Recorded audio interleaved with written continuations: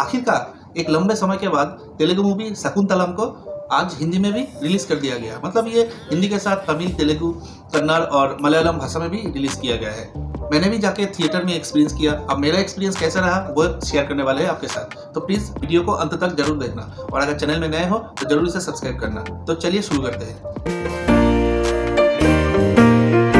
Director Gunshekhar द्वारा निर्देशक यह मूवी एक लंबी चौड़ी स्टार कास्ट के साथ आए हैं। जैसे इस मूवी का लीड रोल में हमें देखने को मिलेगा सामंता और देव मोहन, जो कि मलयालम इंडस्ट्री से बिलोंग करते हैं, सचिन खेरकर, मोहन बाबू, प्रकाश राज और इस मूवी का जान या फिर तेलुगु इंडस्ट्री से पहली बार डेब्यू करने वाले एक child artist Allu Arjun sir की बेटी अल्लू आरा।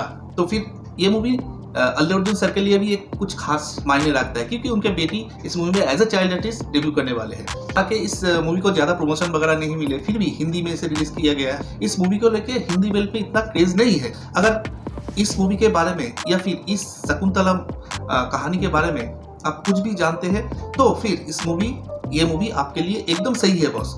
अगर आप इस कहानी के बारे में कुछ भी नहीं जानते हैं तो फिर ये मूवी आपके लिए नहीं है। अब मूवी का कहानी अगर मैं थोड़ा सा बोलूँ तो शकुंतला के जन्म के बाद मुनि के आश्रम में शकुंतला पले बड़े होते हैं। जो शकुंतला बड़ी हो चुकी है, पहली बार राजा दुष्यंत को देखते ही अपने दिल दे चुके बैठे। राजा दुष्यंत शकुंतला को गंधर्व नियम से शादी करने के बाद अपने आश्रम में रख कर जाते हैं क्योंकि शकुंतला को सम्मान से अपने राज्य में ले जाना चाहते थे। लेकिन उसके बाद दुष्यंत कभी वापस नहीं आए।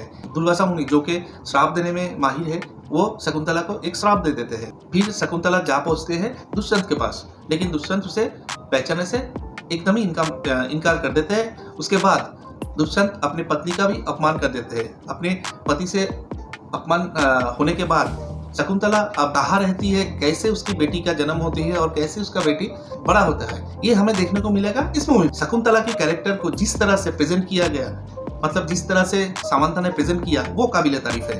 और उसकी तुलना में अगर चले, राजा दुष्यंत के कैरेक्टर को थोड़ा ढीला दिखाया गया है क्योंकि जब दुष्यंत और शकुंतला का प्रेम कहानी चल रहा था तब तक ठीक था। लेकिन जब राजा दुष्यंत अपनी राज्य में गया और अपनी राजा का किरदार निभाया, तब मुझे पर्सनली ऐसा फील हुआ कि वो बात नहीं आया। एक राजा में जो एटीट्यूड देखना चाहिए या फिर जो गर्ल्स देखना चाहिए, वो शायद देव मोहन में नहीं है। समांता जो अपने लीड कैरेक्टर को जिस तरह से प्रेजेंट किए या फिर जिस तरह से जस्टिफाई किए, उसके तुलना में देव मोहन की कैरेक्टर थोड़ा मुझे फीका दिखाई दिए। हाँ, हालांकि ये बात अलग है कि प्रकाश राज बोलिए, मोहन बाबू बोलिए या फिर सचिन खेरकर बोलिए, सभी अपनी जगह पे ठीक ठाक या फिर बढ़िया रोल किए। यहाँ तक अल्लू आरा ने भी डेब्यू मूवी में अच्छा काम किए, मतलब दिल जीत लिए। मूवी इंटरवल तक बहुत स्लो है, शायद आप बोर भी फील करेंगे, लेकिन इंटरवल के बाद जिस रफ्तार से ये कहानी क्लाइमेक्स की तरफ भागता है वो सचमुच मुझे अच्छा लगा। हाँ, कुछ जगह पे मुझे शायद ये पर्सनली फीलिंग हुआ कि हाँ, ये मैंने ट्रेलर में भी देखे थे, वीएफएक्स थोड़ा कमजोर है क्योंकि कुछ वाइल्ड एनिमल को ना इस तरह से प्रेजेंट किया गया है तो वो लग ही रहा है कि हम कोई सीरियल वगैरह देख रहे हैं या फिर कोई सस्ती मूवी का वीएफएक्स देख रहे हैं। इसके अलावा हिमालय का दृश्य बोलिए या फिर जंगल का दृश्य बोलिए, जिस तरह से गुणशेखर प्रेजेंट किया वो काबिल तारीफ है। शायद अगर वीएफएक्स अच्छा होता है और चीज़ों को और थोड़ा रियल दिखाते तो ये मूवी और शायद बढ़िया होता। और इसके अलावा सिनेमाटोग्राफी अच्छा है। एक बार फिर से मूवी चले या ना चले, लेकिन सामंता ने दिल जीत लिए। जिस तरह से अपने कैरेक्टर को इस मूवी में प्ले किए, सामंता ने दिल जीत लिए। तो आप वीकेंड में अपने फैमिली के साथ जा सकते हैं। हालांकि इस मूवी में कुछ रोमांटिक सीन है, लेकिन वो फैमिली के साथ देखा जा सकता है। तो ये था शकुंतला मूवी को लेकर मेरा एक रिव्यू। चलिए मिलते हैं नेक्स्ट वीडियो में। Thank you.